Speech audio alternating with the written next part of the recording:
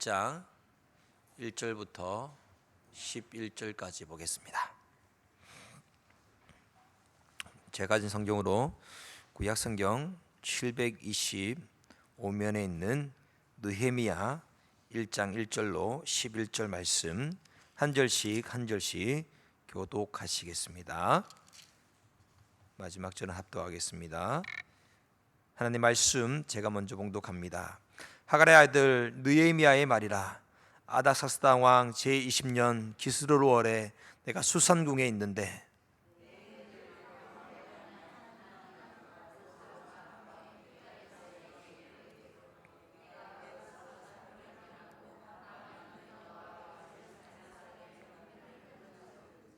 그들이 내게 이르되 사로잡힘을 면하고 남아있는 자들이 그 지방에서 큰 환난을 당하고 능욕을 받으며 예루살렘 성은 허물어지고 성문들은 불탔다 하는지라.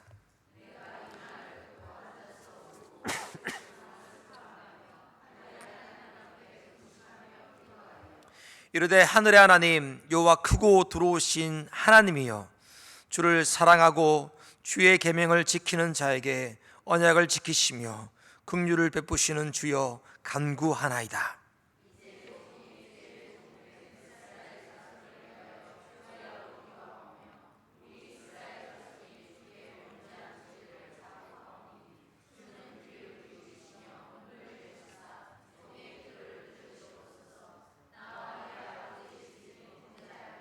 주를 향하여 크게 악을 행하여 주께서 주의 종 모세에게 명령하신 계명과 율례와 규례를 지키지 아니하였나이다.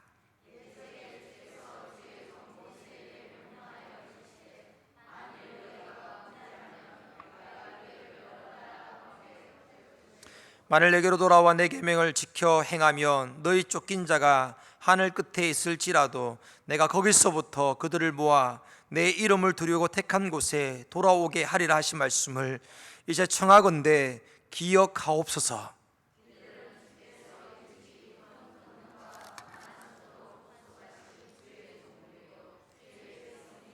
함께 읽겠습니다. 주여 구하오니 귀를 기울이사 종의 기도와 주의 이름을 경외하기를 기뻐하는 종들의 기도를 들으시고 오늘 종이 형통하여 이 사람 앞에서 은혜를 입게 하옵소서 하였나니 그때에 내가 왕의 술 간원이 되었느니라.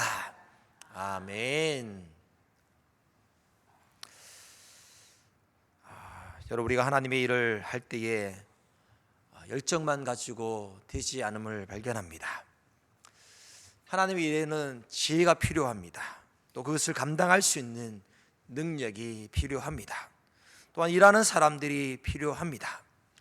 그리고 무엇보다도 하나님의 도우심이 필요합니다. 그래서 우리는 기도의 자리로 나아가야 합니다.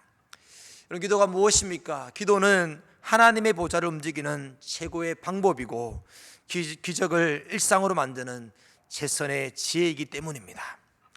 이런 기도는 하나님의 능력이 우리 삶 속에 구체적으로 드러나게 하는 비결이기도 합니다.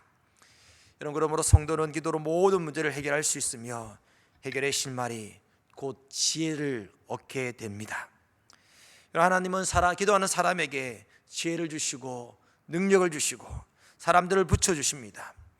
역사의 새벽을 깨운 영적 지도자들을 보시면 다 기도의 사람들이었습니다. 오늘 우리가 만나는 느헤미야, 그도 기도의 사람이었습니다. 느헤미야는 하나님께서 이스라엘 민족을 회복시키려고 하는 큰 뜻을 깨닫게 되어지고 그 뜻을 이루는 탁월한 리더십을 발휘했던 사람입니다. 그런데 느헤미야의 그 탁월한 리더십의 기초가 기도에 있었습니다. 느헤미야서를 잘 읽어보시면 총 406절로 구성되어 있는데 그 중에 10분의 1이 넘는 46절이 기도에 관한 내용을 담고 있습니다. 이는 느헤미야가 얼마나 기도의 사람인지를 우리에게 단적으로 보여준다 하겠습니다.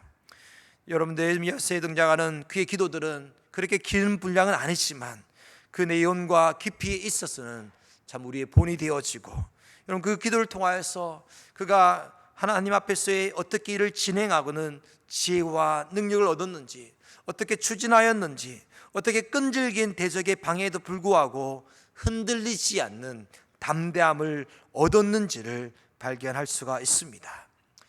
오늘 살아가는 성도들이 느헤미야와 같은 기도의 자세를 가진다면 하나님께서 우리에게 맡기신 그 뜻을 이루는 큰 비전과 목표를 감당할 수 있을 것입니다. 느헤미야가 어떻게 기도하였기에 그의 기도가 능력이 있었고 남들이 감당하지 못하는 일들을 할 수 있었는지 본문을 통해서 살펴보고자 하는 것입니다. 이런 본문에 등장하는 느헤미야, 그는 어떤 사람입니까? 그는 왕의 술간원이 되었다라고 이야기합니다. 여러분, 술간원 등에 대해서 잘 아실 것입니다. 당시에는 왕을 모살하려고 하는 역도들이 많이 있었고, 그들은 왕이 마시는 술에 독약을 넣어서 그 목적을 달성하는 경우가 많이 있었습니다. 따라서 술간원은 왕이 마실 술을 미리 맛보고 왕의 독서를 맡는 중요한 역할을 감당하였습니다. 따라서 당시에 술 맡은 간원은 이전 성경에서는 바로 이전 성경의 술 맡은 간원은 왕이 가장 총애하고 신뢰하는 사람들만이 그 자리에 세워졌었던 고위 직책이라고 하겠습니다. 왕의 엄청난 신임과 또 왕으로 말미암아 주어지는 권력을 누렸던 엄청난 특권의 자리가 술 맡은 술간원의 자리였습니다. 이 자리에 느헤미야가 올랐습니다. 느헤미야의 신분이 무엇입니까? 포로입니다. 포로 신분이었는데 히브리 포로의 자손으로서 그런 높은 자리에 올랐다라고 하는 것은 보통 일이 아닐 것입니다. 이런 엄청난 특권과 권력을 누렸던 느헤미야, 근데 그에게 한 사람의 방문이 그 인생을 바꾸어 놓고 있습니다. 그것이 무엇입니까? 형제들 가운데 하나인 하난이라고 하는 그의 형제가 그를 방문하였을 때에 그의 삶에 엄청난 변화를 경험하고 있습니다. 이 절에 보시니까 어느 날 그의 형제들 가운데 하나인 하나니가 두어 사람과 함께 유다 땅에서 돌아와서 느헤미야를 방문하고 있습니다. 왕의 술간으로 있던 느헤미야, 그에게 유다에서 온 형제 하나니에게 예루살렘 형편을 묻게 되어지고 그 소식을 듣게 되어집니다. 아무런 부족함이 없던 권력을 누렸던 느헤미야, 예루살렘과 그곳에 사는 사람들에 대해서 무관심할 수 있었던 느헤미야가 이제 그 사람들에 대해서, 예루살렘의 형편에 대해서 하나니에게, 형제에게, 하나님에게 그 사람들에 대한 소식, 그 예루살렘에 대한 형편에 대해서 묻고 있는 것입니다.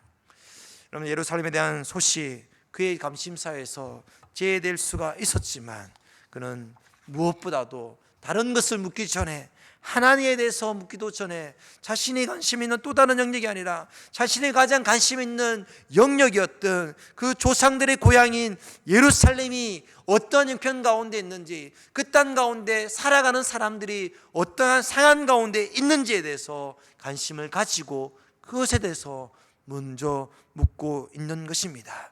여러분, 우리가 어떤 것에 대해서 관심이 있으면 그것을 먼저 묻기 마련인 것입니다. 추석에 만나서 사람들에게, 형제들에게 묻는 질문이 무엇이겠습니까? 가장 묻고 싶은 질문을 묻는 거예요. 가장 관심 있는 질문을 물을 것입니다. 동일하게 느헤미야도 그 사람들에게 가장 관심 있는 질문을 던졌던 것입니다. 단지 무심코 던진 질문이 아니었습니다. 하나님을 경외하는 자로서 예루살렘의 형편과 그 동족에 대한 관심이 그 마음 한켠을 자리 잡고 있었던 것입니다. 그리고 예루살렘에 대한 소식을 하나님으로부터 듣게 되어지는데 그것이 3절입니다. 3절 한번 읽어주시겠습니까? 3절 시작.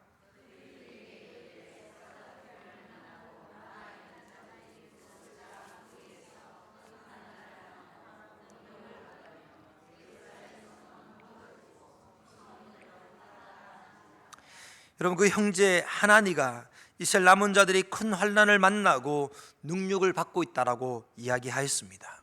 그리고 예루살렘 성이 어떻게 되었습니까? 회파되었고 성문들은 불에 타버렸다라고 하는 소식을 전해 주었습니다. 여러분, 예루살렘에 큰 민족이 거주하는 대신에 소수의 남은 자들만이 거주하고 있습니다. 거기에다가 남아있는 자들마저 큰 환난과 능력을 받으며 생존을 위해서 고전분투하고 있었습니다. 장엄하였던 옛 모습은 간데 없습니다. 예루살렘 성은 지금 해파되어 있습니다. 한때 큰 영광이 머물러 있었던 그곳에 이제는 큰 추억만이 남아 있었습니다. 사실 예루살렘 성읍은 이미 주전 586년 바벨론 군대의 공격으로 인해서 큰 폐허가 되었습니다. 그리고 형제 하나니로부터 이 소식을 전해 듣던 시점은 주전 444년경으로 보여집니다. 무려 142년이라고 하는 간격이 있습니다. 아마도 느헤미야가 태어나기도 전에 예루살렘 성은 이미 해파되었고 파괴되었다라고 볼 수 있습니다. 그래서 형제 하나니가 전해진 소식은 사실 새삼스러운 것이 아닙니다. 어쩌면 그렇게 슬퍼할 일도 아니었습니다. 한두 번 겪는 일도 아니었습니다. 무엇보다도 그가 마음 답답해하고 운다고 해서 해결될 일도 아니었습니다. 하지만 이 소식을 전해 들었던 느헤미야, 그는 어떻게 반응하고 있습니까? 4절을 보시면 이 말을 듣고 앉아서 울고 수일 동안 슬퍼하며 라고 하였습니다. 느헤미야는 슬픔에 주저앉아 버렸습니다. 도대체 무엇 때문에 느헤미야가 이토록 큰 슬픔에 주저앉아 버렸던 것입니까? 여러분, 그 이유는 예루살렘 성이 그의 삶에 있어서 가장 큰 관심사였고 가장 큰 기도 제목이었기 때문입니다.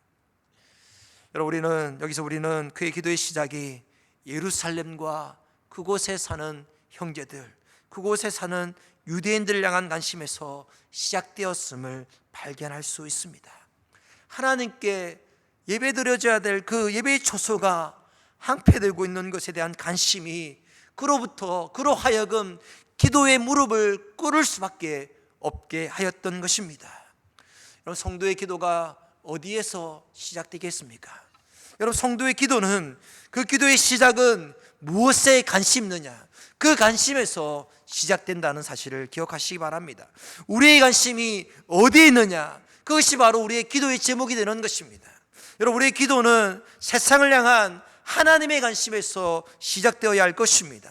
하나님의 마음이 머무는 곳에 우리의 마음이 머물고 하나님의 손길이 머무는 곳에 우리의 손길이 머물러야 하지 않겠습니까? 세상에 잃어버린 영혼들이 당하고 있는 그 환난과 능력을 볼 수 있는 눈, 하나님께 드려져야 될 예배가 드려지지 못하는 그 영적 방패함들을, 회파함을 볼 수 있는 믿음의 눈, 믿음의 관심을 우리가 가져야 되는 것입니다. 우리 주변 사람들이 처한 영적 상황을 어떻게 바라보십니까? 여러분, 그들의 영적인 그 황무함과 황폐함과 영적 공고함을 볼 수 있는 믿음의 눈이 우리에게 필요한 것입니다. 우리 가운데 명적인 안목을 가지고 하나님의 관심을 품고 그들을 바라볼 때에 그것이 우리에게 기도의 제목이 될 것이고, 그로 말미암아 그 기도의 제목을 붙들고 우리는 기도할 수밖에 없는 것입니다. 성도의 기도는 세상을 향한 하나님의 관심을 깨닫게 됨으로 시작됨을 기억하시는 저와 여러분 되시기를 주님의 이름으로 축원드립니다. 여러분, 이제 느헤미야의 기도가 구체적으로 어떻게 드려지고 있는지 5절에서 발견할 수 있습니다. 5절을 한번 읽어주시기 바랍니다. 5절 시작.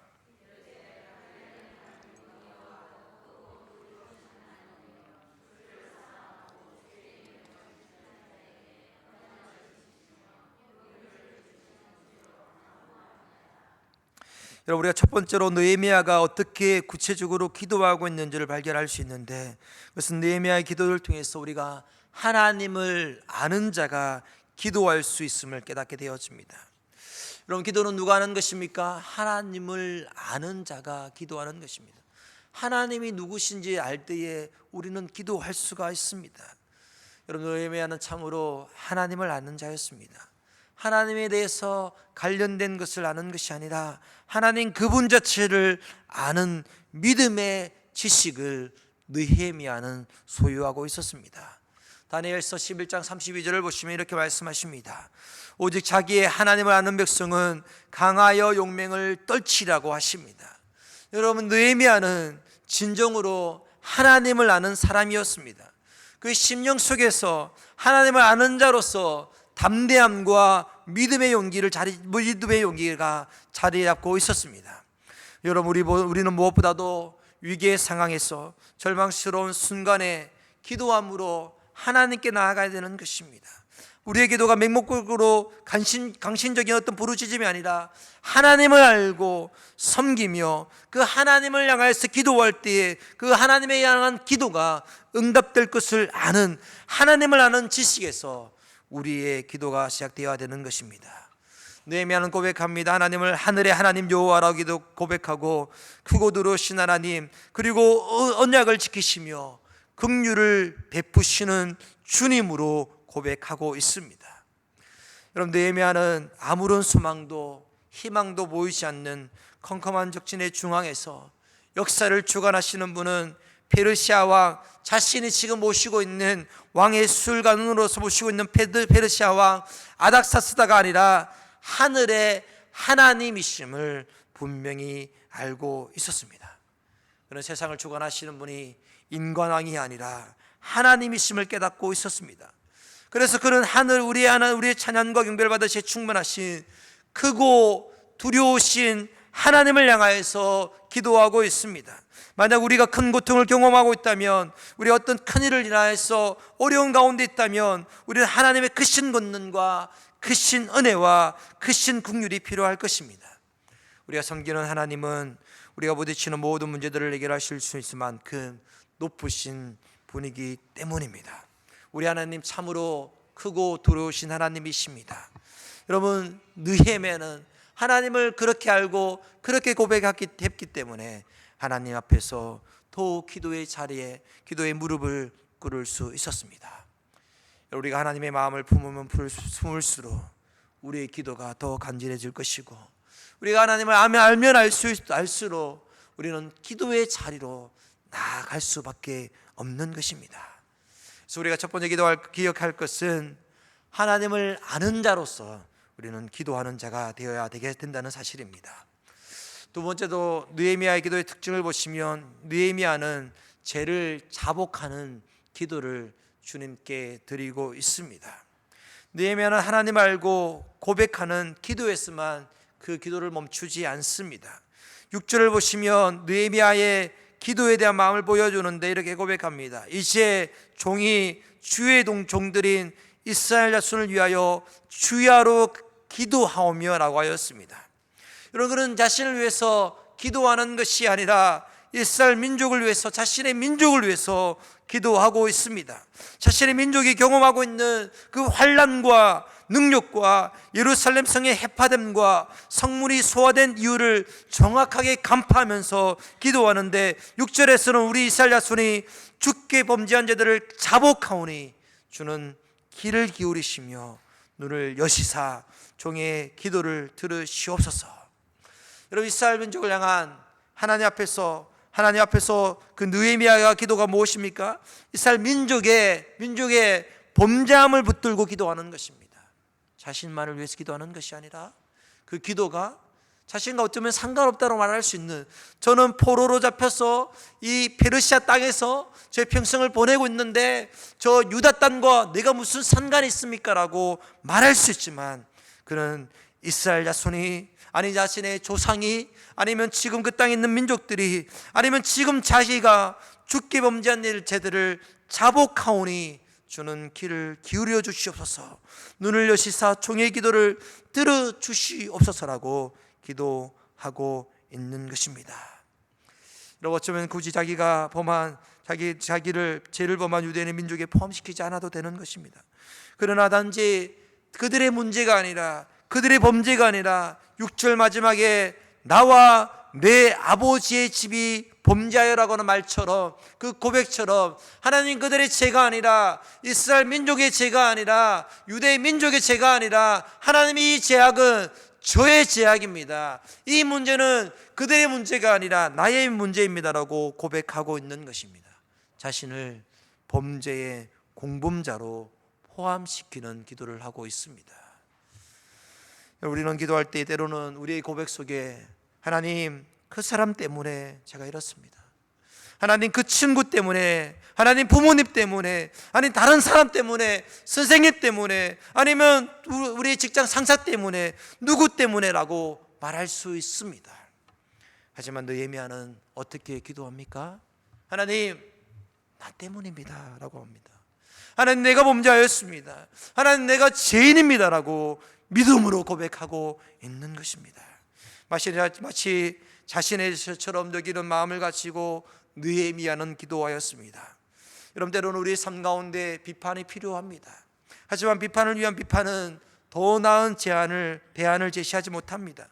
때로 상대방을 판단하고 정죄하기 앞서 우리는 함께 얘기하고 하나님의 용서를 구하며 느헤미야처럼 하나님, 이것은 나의 문제이고 하나님, 나의 범죄함이오니 주여 긍휼히 여겨 주시옵소서라고 기도할 때에 하나님의 긍휼하심이 임하게 되는 것입니다. 여러분, 우리가 이 땅을 바라볼 때에 여러 가지 제약이 난무함을 발견하게 되었습니다. 우리의 형제들이, 우리의 이웃들이, 아니 한국교회가 주님 앞에서 범죄하게 되는 것을 발견하게 되었습니다. 그때 여러분, 우리는 어떻게 기도하고 있습니까? 하나님, 그들 때문입니다 라고 기도하는 것이 아니라 하나님, 그것은 저 때문입니다 라고 죄를 고백하는 그런 믿음의 기도를 할 수 있는 저와 여러분 되시기를 주님의 이름으로 축원드립니다. 이제 세 번째로 느헤미야가 드리는 기도의 특징은 약속을 붙든 기도임을 발견할 수 있습니다. 9절입니다. 9절을 한번 읽어주십시오. 시작.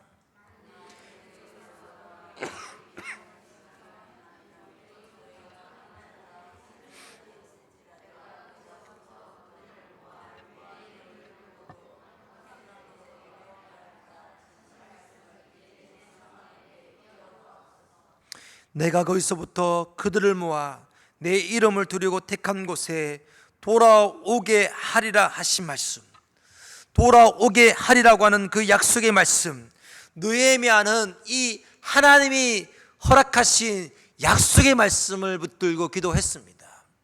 여러분, 우리가 기도할 때에 하나님이 우리에게 허락하신 약속의 말씀을 붙드는 것이 필요합니다. 여러분, 우리가 기도 많이 하는 것 중요하지요. 하지만 말씀 없이 기도만 하면 때로는 신비주의에 빠질 수가 있습니다. 은사주의에 빠질 수가 있습니다. 잘못된 영성에 사로잡힐 수도 있습니다. 하지만 우리가 그 하나님의 약속을 기억하고 그 약속을 붙들고 기도하면 하나님이 기뻐하시는 온전한 기도를 드릴 수 있습니다. 느헤미야는 하나님의 약속을 붙들고 기도하고 있습니다. 바로 돌아오게 하리라고 하는 그 말씀을 기억하였습니다. 비록 범죄하였지만 그럼에도 하나님은 다시 싸매어 주시고 회복시키겠다라고 하는 그 약속을 기억하였습니다. 하나님, 때때로 우리를 징계하실 수 있으십니다. 하지만 그 징계가 멸망이 아니라 회복을 위한 하나님의 놀라운 사랑의 표현이라는 사실을 기억하시기 바랍니다. 고난 당시에는 이해하기 힘들지 몰라도 하나님, 우리를 향하신 하나님의 계획이 담겨져 있음을 기억하시기 바랍니다. 그래서 성경 속에 기록되어 있는 약속의 말씀을 붙들고 기도해야 하는 것입니다. 어려운 가운데, 절망적인 순간 가운데 고난의 터널을 경험할지라도 하나님의 소망의 말씀을 붙들고 약속의 말씀을 붙들고 기도할 때에 그 말씀을 통하여서 이루어 가시는 하나님의 놀라운 은혜의 손길이 있다라고 하는 것입니다. 말씀을 기도할 때에 하나님의 선한 뜻을 발견하게 될 것이고, 하나님의 뜻대로 행할 때에 하나님께서 행하시는 하나님의 놀라운 역사를 경험하게 되는 것입니다.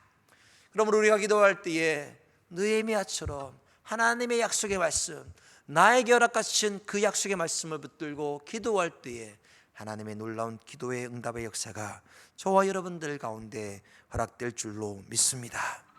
이제 네 번째로 느헤미야가 하였던 기도의 특징은 은혜를 구하는 기도였음을 발견할 수가 있습니다. 여러분, 그의 기도는 은혜를 구하는 기도였습니다. 여러분, 인간 신앙생활에 있어서 인간 생활에서의 100%와 하나님 편에서의 100%, 200%의 은혜가 필요한 것을 발견할 수 있습니다. 그리고 우리가 기도하며 나아갈 때에 기도의 최종 관문은 바로 은혜를 구하는 기도라고 할 수 있습니다. 여러분, 느헤미야는 다른 것을 모두 행한 이후에 마지막으로 구하는데, 느헤미야는 하나님의 긍휼과 은혜를 구하고 있습니다. 여러분, 예루살렘을 향해서 올 수 있는 마음도 있고 또 금식할 수 있는 결단도 있지만, 이제 최종적으로 그에게 필요한 것은 하나님의 은혜였다는 사실을 그는 무엇보다도 잘 깨닫고 있습니다. 그래서 11절을 보시면 이렇게 고백합니다. 오늘 종이 형통하여서 이 사람들 앞에서 은혜를 입게 하여 주시옵소서. 왕으로 말미암아 은혜를 입게 하여 주시옵소서. 왕의 음식과 음료를 시식하는 일, 아무에게나 맡길 수 없는 중요한 일입니다. 그래서 느헤미야가 오직 하나님만이 아닥사스다 왕을 설득해서 자신이 예루살렘으로 갈 수 있는, 당분간 그 일을 감당할 수 있도록 할 수 있는 그런 긍휼을 얻을 수 있다는 사실을 그는 기억하였습니다.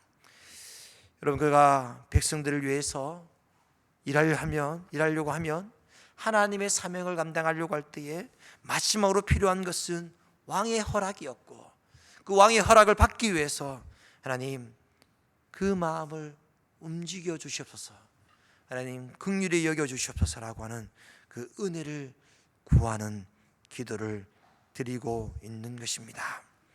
우리가 지금 세상을 넉넉히 감당할 수 있는 은혜가 필요한 시기인 줄 압니다.